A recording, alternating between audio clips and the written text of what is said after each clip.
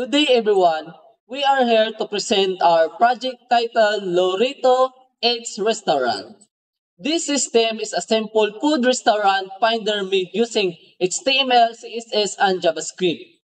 As you can see on our homepage, may search bar po kami dito using can easily type to the name of the restaurant to find it quickly. Below that, we are a restaurant card like Mang Inasal, Jollibee, and Halo Halo Special.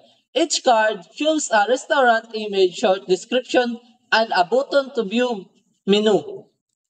The design is clean and responsive with a nice background para attractive tingnan sa users. Our goal is to help students and local discover nearby restaurants and view their menus easily. In the future, we plan to add more features like online ordering, ratings and reviews, and map location for each restaurant. And you can see the view.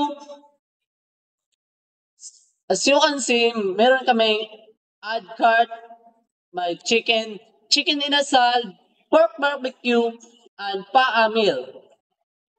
Back to restaurant.